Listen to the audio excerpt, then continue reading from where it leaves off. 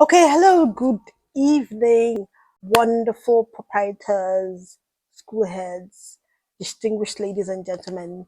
Here we are again for another workshop. We started to talk about parents, the part that parents have to play in the journey of school marketing. And we have said that there's a process, there's a path through which they follow. It begins from creating awareness. First of all, you create awareness, and then that awareness has been created, they now begin to make inquiry. First of all, they have to know you even exist before they start to make inquiry. Then that inquiry is supposed to drive them, it's supposed to bring them to visit your school. That inquiry is not just supposed to be about how much is it. It's supposed to bring them to visit your school, or supposed to make you open the door for you to have more of a conversation, for them to see more of what you have to offer. So if you do not, for instance, have like a tour guide on your website that shows them everything and explains everything to them, as a matter of fact, that is not even, that's okay. We can use that. But in the absence of that, or better still, it's nicer for you to bring them to your space. Bring them and walk them through that tour by yourself. There's so many ways you can make that tour beautiful. You can get, your head boy, your head girl to get, be the tour guide and take them around and explain things to them. It does something for their emotions. Like, oh, one of their children is doing this. And if that child does a good job of it, it sells the school in a way that no words you craft can sell. Okay, so that's it. First of all, you create an awareness. They have to know that your school even exists. Now, how do you create that awareness? There's several ways in which you create awareness in this day and age. We'll go through all that. They now begin to make an inquiry. After they've made the inquiry, then they now come to visit before the enrollment. Now, each of those stages, the creating awareness, the making inquiry, the visit, and then the enrollment, has a way and a how to. Now, those are some of the things we're going to be discussing today. So here, after having spoken about, now we know that there is a process. There is there are 4 steps from creating awareness to enrollment, from the time at which they get to know you to the point where they now come to enroll. They now actually make the choice, make the decision to enroll. It's not just that they've made the decision, they actually come to your school and register and enroll their children. Now that we know that, we move on to how to even reach the parents. And we're discussing today parents' social strata and how schools should respond in their marketing. Now we're saying that we don't do copy and paste when it comes to marketing. Social strata is very important. What social strata are you trying to reach? What are you going to say to them that will resonate? What you say to them has to resonate and has to be able to sell them, to market your school to them. It has to get to tug something at their heart, has to resonate somewhere, has to trigger something positive for them. So understanding the social strata of parents helps schools craft messages that resonate, persuade, and convert. You're not just speaking. You're not just saying, come to my school. What you're saying resonates with something on the inside of them. When you understand where these people are coming from, or where they're headed, or what moves them, then you can begin to know what to say to them. Okay? If you don't know me and you're trying to market to me, you're most likely to say the wrong thing. Now, when I'm just buying a commodity at the shop, they can just look at me and size me up and know what to say, and imagine what they could say. But when you're marketing a school, you're getting to the innermost recesses of the parents. You have to say something that makes sense. It's not something you say off the top of your head. You have to actually say something that makes sense to them. What makes sense to parent A may not make sense to parent B. So we have to understand that. We're going to be talking about major factors that determine where parents fall socially and how each one influences school buying behavior, so that we understand why these things are so. Number one, income level. What does income level affect?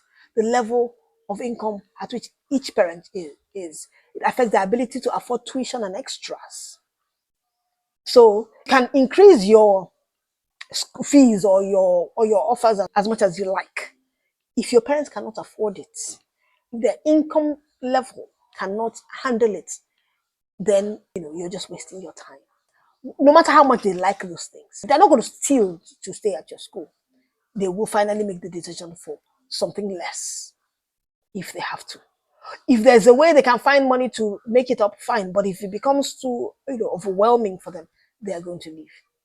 So that means that they are sensitive to price.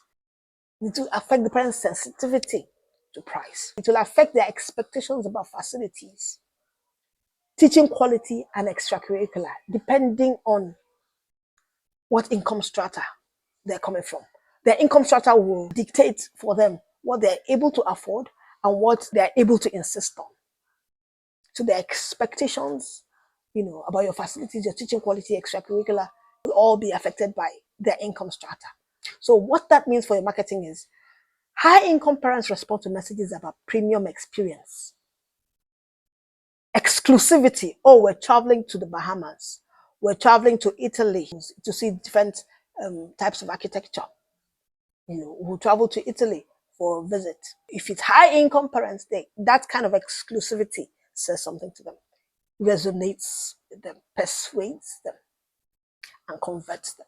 A high income will respond to that sort of thing. International exposure and convenience. Is it convenient? I mean, you want to take them here and there, and are you going to expect me to come and be the one to champion that? Or are you going to take the burden off me and do it while I face the things that actually bring the income that you want? Now, middle income parents respond to value for money. I want value for my money. So they will examine everything. Am I getting value? High income may close their eyes to certain things, or they will just have certain expectations. They just expect it to be so until it's obvious that it's not so. But middle income will check it out because they want to be sure they have value for their money. They respond to strong academics, because they're very conscious of their children's destiny, as it were. They're very conscious of competition. They're very conscious of striving to get to a certain place. So unlike things that high income earners will take for granted, middle income earners won't take it for granted. They expect to get the best out of their middle income. And they understand that it will not just come at the drop of a hat at random. They will have to insist on it. I mean, if a high income earner, if somebody in the magazines walks into your school, there's a way you will just give the person premium treatment. But a middle income earner, they have to insist for what you're giving a high income earner freely without even thinking. But a middle income earner will insist. They got to where they are by insisting, and they will continue to get there by insisting if they have to. So lower income parents respond to affordability, scholarships, community reputation. They want scholarships. Is it affordable? If I do my bit and my child is smart, is my child going to be able to get a scholarship? So if you provide those sort of things, then it resonates with them. You can persuade them, then you can convert them. Then how about occupation, profession, what it affects, what they do? It affects their lifestyle. It affects how much time they have available to them. For instance, I remember once my daughter was saying to me that she wants to work with NASA. And I said to her, if you're going to work with NASA, you're not going to be off in the moon, and not be thinking about who's going to cook for your family. You have to remember that. Because what it means is that there are certain jobs, certain occupations, certain professions that make your lifestyle different from others. Your lifestyle may be such that you're eating at restaurants all the time. Your mother is hardly around, So it affects lifestyle. Now, if it affects lifestyle, you have to understand all of that in your marketing. It affects, how much time the person has, the parents have available. If somebody is a medical doctor and doesn't have is on call 24/7, they hardly have time available. So when you're marketing them, you know what to say. Their expectations are different, and they expect you to take things off of them. They expect you to be understanding. The occupation, profession of the parent will affect what they expect as quality of education. If they're educated and they are professionals, you cannot come and tell them photosynthesis broke in the laboratory. You have to explain what you mean. You have to be sure that what you're saying makes sense. Okay? Just recently, I was helping somebody with their exam questions. I was helping to vet exam questions, And one thing I noticed that was so important that we had to do across board was the fact that we had to communicate in a way that would resonate. We had to be sure that the income strata of the parents that the school caters to, that the exam papers reflect that. The questioning style, the grammar, that has to reflect the fact that we understand who the parents we're dealing with, the people who are going to read this. If they're uneducated people, then you can just let it slide. But if they're professionals who are educated, you had better know what you say. You had better write in proper English. You had better punctuate properly. You had better know what you're marking, how you're reviewing, children's texts. You had better know what the questions you're setting and set them right. Professionals, bankers, doctors, engineers want rigor. They want discipline. They want strong academics. Entrepreneurs want confidence building creativity. Yeah, they want confidence building creativity. They want leadership skills. They want things that will build confidence. They want creativity. They want leadership skills. They want art. Creative professionals want expression, innovation, flexible learning. They know about these things, especially more so now. It's the information age. They know about these things. So there are certain expectations they have. They want their children to be versatile. They want your school to provide that versatility. They want children that can express themselves anywhere in the world. They want children that can be relevant anywhere they find themselves. They want children that can hold their own in any industry. So give them the versatility. So you see, those are some of the things we have to look out for. If it's in a place where the occupation of the people are low cadre, then you know that you can get away with certain things, but not in other areas, not in other places where parents are professionals. Okay, now level of education, what it affects. It affects how much they interrogate curriculum. If a parent is educated, they will interrogate your curriculum. They will ask questions. I went to a school once to make inquiries for a child, not my child, for a child, for another child. By the time I asked, more than 2 questions, and the questions I asked were very technical, they said to me, "Excuse me, ma'am, the truth is we are not here to cater to parents like you." They told me outright. Much as it was upsetting, but they were right. They should have found another way to let me go without saying that outright to me. But indeed, they were not catering to me. They were catering to another kind of parent, and I understood that. They were catering to lower income, non-professionals, traders, and stuff like that. And that's okay. That means that they already knew before they even start, they already know that these are the kind of people we're looking for. There's no point wasting our time. What I would do differently is, if I were there, I would say the same thing, but in a different kind of way. In a way that the person I'm talking to, the parents will feel good, so that they can walk away and speak good of the school and still speak well of the school, rather than creating a bad reputation for the school. Because by the time you don't answer a parent well, even if that parent is not suited to your school, that parent becomes a negative ambassador for your school. When they're speaking about your school, they'll speak in negative terms. So level of education matters. It will affect how much they interrogate your curriculum. So when they interrogate your curriculum, don't get upset or don't get uncomfortable. Be ready to answer. Be ready to respond to their queries. It will affect how they define a good school. So you may say, "Oh, we run a good school," and in your mind you run a good school, but to an educated parent, there are certain things they're looking out for. If you don't have that, and all you have is facilities, and you don't have certain things, you don't have good qualitative teachers, and maybe what you think a good teacher is, maybe some schools, they just provide pretty looking, handsome looking, individuals to teach. But when it comes to knowing their onions, these people don't know their onions. They're not professional teachers at all. So level of education will determine how much a parent interrogates that or expects of you. So if you're there wanting to increase your school fees, and you're not providing certain things that the people who will pay you, who have that kind of money to pay you, are looking for, you're at a disadvantage already. Comfort with modern or progressive approaches. They want modern approaches. They want to see things like keyboarding. They want to see things like interactive boards. They want to see things the way they travel. They want to see things, the things they see abroad, they want to see them here. The more educated they are, the more they want some of those things. Highly educated parents want methodology explanations, research-backed teaching, results. They want data.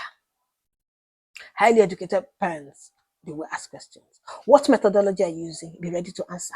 I went to a school once and I asked them, what's your vision for the children? What are you here to provide for them? What do you see for them?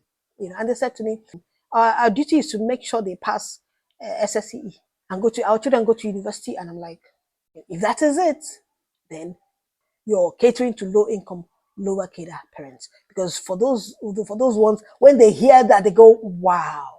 But for an educated parent, for a well-informed parent, for a highly educated parent, that kind of thing cannot suffice. It cannot suffice. It will not sell them. It will not persuade them. It will not resonate with them. It will not persuade them and it will not convert them. So average lower education parents want clarity, simplicity, proof in plain language. Just show me proof. They want clarity, simplicity. Just make it simple. They just want the basics. They're the ones who want the children to pass SSCE, the children to pass common entrance, the children to pass first school living certificate examinations, just to pass. My children pass, will they do well? Will they do okay? And when they say pass, they're not talking about A's, they're not expecting excellence. They're saying, will they pass? Will they get 6 C's? Will they get 5 credits, 6 credits? And once they get that, they're fine. Now that's low income killer. If that's if those are the people you're looking out for, then you have to say what resonates. Cultural background, values, what it affects, moral expectations, depending on where people are coming from. It will affect their moral expectations, or whether their moral expectations are high or not. There are some, localities we have that are a bit morally lax for whatever reasons. If the culture or the background the parents you're dealing with or the area in which your school resides is like that, then the moral expectations will be lower. The discipline style they expect of you will be different. If when you're being too hard, they may not understand it. But there's a way you discipline a child that some parents will not understand. They'll just think this is too much because it's not in their culture. You're complaining about a certain thing and you think that thing should be disciplined. And a parent, based because of their culture, doesn't understand what you're saying is wrong. For instance, there's some schools where they dance, they twerk, during parties they twerk. It's not a problem. In those kind of schools, that is not a problem. If a teacher comes and complains and says the child was twerking and wants to discipline the child, you decide to call the child out and start to make a fuss, a parent will take it personal. Because in the culture of the area, of the neighborhood, twerking is not a problem. Twerking has not been registered as a problem. So as long as they're concerned that is talent, why are you making such a fuss about that? So you have to be careful that what you're saying resonates with them and is able to persuade them. Some parents want strictness and morality. Other parents want child-centered expressive environments. Some people want strictness, other people want let them express themselves. Even if that expression is negative, they will learn by default. Marketing must reflect the school's value alignment with the target parent group. So it depends on you. You have to find a way to align your values with the general culture. And then whatever it is that you want to really sell, you have to find a way to carry the parent along. But when it comes to the point of enrollment, you're trying to bring them in, you have to know to say the right thing. If you have not brought them in, you cannot begin to sell certain things to them. First of all, bring them in, then you begin to sell certain ideas, to them. Marketing must reflect the school's value alignment with the target parent group. Next, exposure and global orientation. What it affects. Preference for international curricula. See, when they expose, when they travel, they prefer international curricula. Tech expectations, they expect robotics, they expect all kinds of tech stuff, okay, when they are well traveled. Demand for extracurricular depth. They want much extracurricular activity. They want depth, they want versatility. Globally exposed parents respond to STEM labs, after school clubs, robotics, language options, coding. Locally oriented parents respond to stronger exam or preparation. They're writing exams, you're preparing them, they respond to that kind of language, that kind of marketing. Cultural grounding. Locally, oriented parents, when they watch out for children who, if it's in Yoruba land, children who know how to dobale, children know how to greet properly, children who comport themselves in a nice, fashion that bespeaks the Yoruba culture.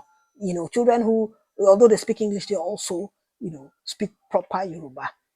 So that sort of thing. Locally oriented parents respond to those sort of things. For instance, you have a Yoruba radio station, and you put that in your marketing and say depending on the area, our children, and then you have cultural expressions, maybe during a cultural day at your school. You do a lot of things around the culture of the people in your school community. You do a lot of things around their culture, at the depth of their culture, to bring out the richness of their culture. For parents who are locally oriented, those kind of things resonate with them. I know schools where for Culture Day, they do a lot of international culture because the parents are well traveled. These families travel, regularly, and they're well exposed. So, it's a nice thing to bring in all those countries and cultures into the school system and study about them. That resonates with the parents. Family size, what it affects.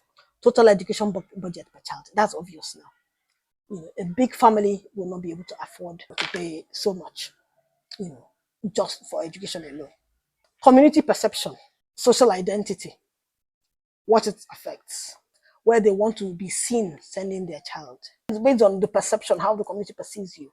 People also want to be perceived with respect within the community. So where they send their child becomes a statement for them, helping to build their reputation or not. The schools now become a status symbol. The marketing implication here is some parents choose schools for prestige, others choose for functionality and practical benefits. Your marketing must appeal to the identity they want to project. Number 8, lifestyle and time availability. What it affects. The need for after school care. We've talked about different professions. Need for weekend programs depending on lifestyle. If both parents are pilots, there may be need for weekend programs if they don't have any system in place at home to cater to their children. Need for convenience services. Marketing implication. Busy parents love transport services. In other words, provide transport to the school. Don't make me have to take responsibility for bringing them to school and bringing them home. Busy parents love transport services.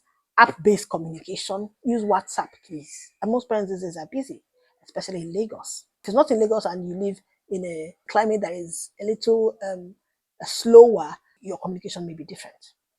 Stay-at-home parents respond to community engagement because they stay at home. Engage us. If you look at your 70% of your parents are stay at home. They work from home or they do whatever it is that they do from home. Or they have businesses, and the time is theirs and they have other people who work in their businesses, they have staff in their businesses. Then by all means you can do a lot of programming, that has to do with community engagement. Engage the community, ask them to come over, and communicate that as you're marketing your school. Parent-teacher involvement. They also like parent-teacher involvement. They want, oh, we are open to your suggestions. We are open to your involvement. That sort of thing. Okay. Religious orientation. What it affects. Preference for faith-based schools is that based on their religious orientation, you know what kind of programs to have. Twerking shouldn't be in your programs. If most of the parents are religious inclined, your children should not be seen twerking. You don't invite them for a school program where you're trying to market them, persuade them to make a decision for your school, and your children are twerking. Morals and value expectation, marketing implication. Messages should highlight value alignment, but avoid being exclusionary. In other words, your messages should align with what they're expecting. For instance, let's say you're marketing values witnesses. Your message should align with their values. I say, yes, we accept this, but that's not to say that that's all that we are. You cannot now say to them, oh, we don't have parties at our school. Oh, we don't, you cannot now become a Jehovah Witness school because you're trying to market it with Jehovah Witness. You say to them, we respect your values. We'll exclude you from events that you don't agree with. And we respect all that. Your child will not be indicted for that. We totally understand your religious values and we respect them and we'll keep them and make sure that your child abides by them. But they will understand this is who we are anyway. Number 10, social networks and groups influences, what it affects, how quickly they make decisions, which is why we use friends, we use their friends and families as referrals, because these things affect how they make decisions. If there's a friend of theirs who comes to your school, it's easier for them to decide to come. If there's a relative of theirs who comes to your school, it's easier for them to decide to come, especially if those friends and relatives are happy with the experience. They trust word of mouth. Word of mouth is one of the best advertising ever in the world. Literally the best advertising in the whole world. Nothing has beat word of mouth yet. Loyalty based on peer recommendations. Because of peer recommendations, they're loyal to their friends. So they're likely to be loyal to you. They will sway in the direction of their friends and family. That's just it. Marketing implication, schools must tap into parent ambassadors, WhatsApp groups, testimonials, and neighborhood influence. And that's it for part 2A. Next, we go to model 2, where we're going to be talking about schools, parents, persona template. Thank you for watching.